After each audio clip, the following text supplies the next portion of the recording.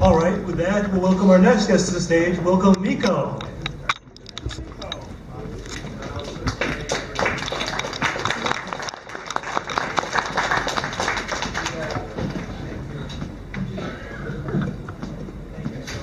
Hello.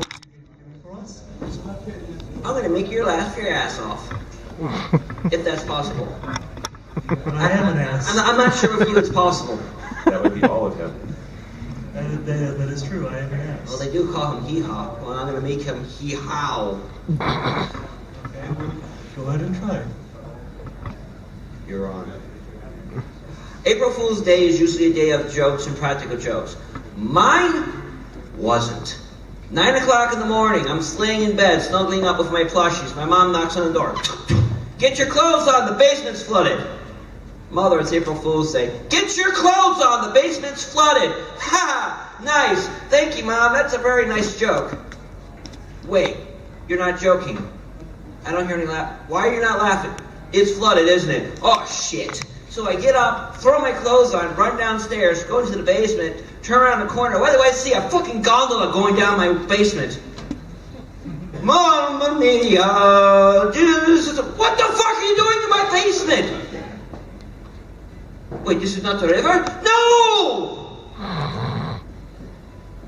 A lot of people say that I'm a smart ass. I thought being a smart was supposed to be, a good thing. It is, but being a smart ass is not one of them. But my ass has to be smart in order to know what it needs to do. I mean, how else am I going to massage the pole?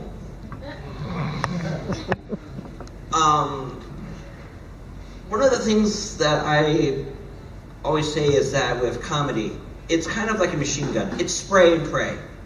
Well, being a whale, in my research, I found out that whales can ejaculate at command, so have at it. One of the things I found out is I'm a really bad bartender.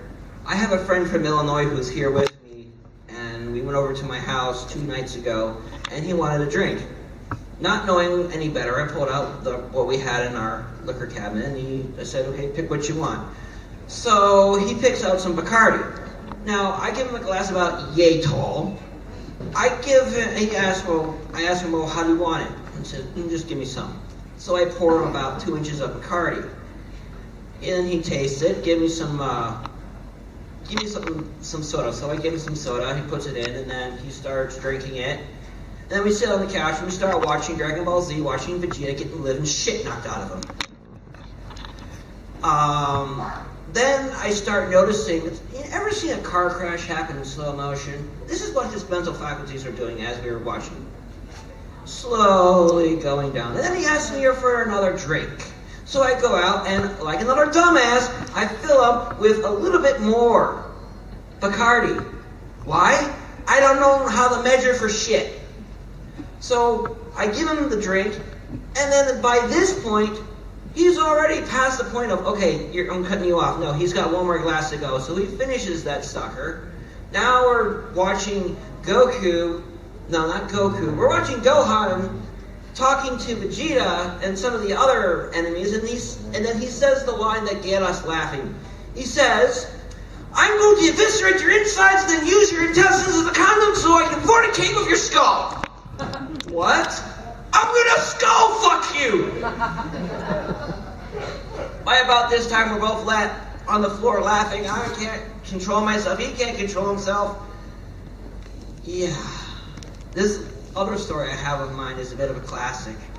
I worked for Meijer for about 5 years, and I worked in the deli department.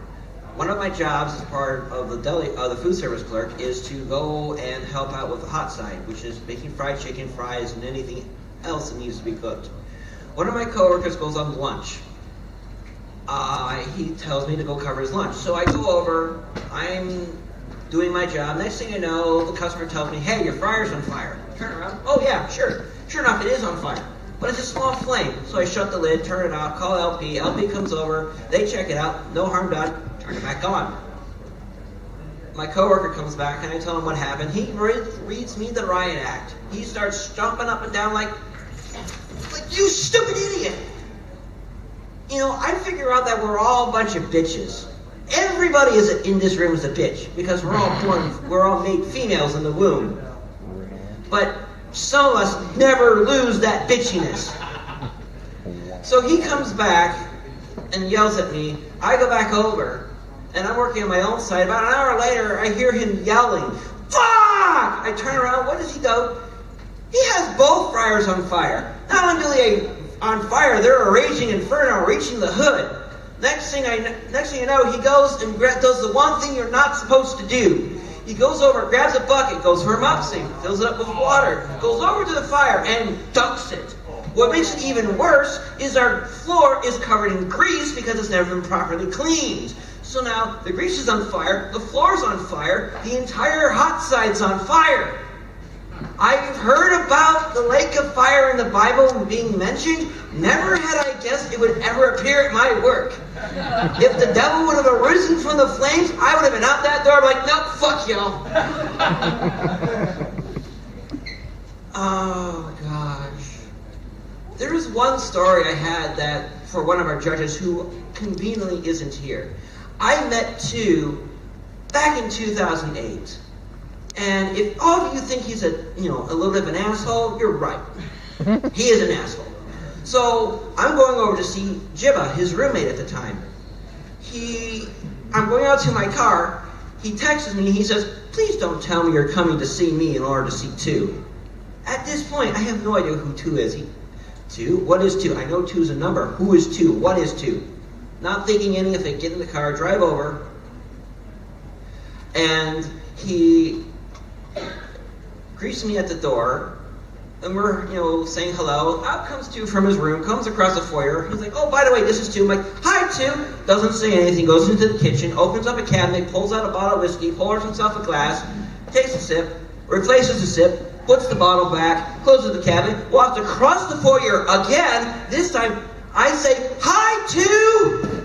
Again, doesn't say anything, goes into his room, closes the door, and that's that. I'm like, wow. What an asshole! Thank you so much, people. That's my bit.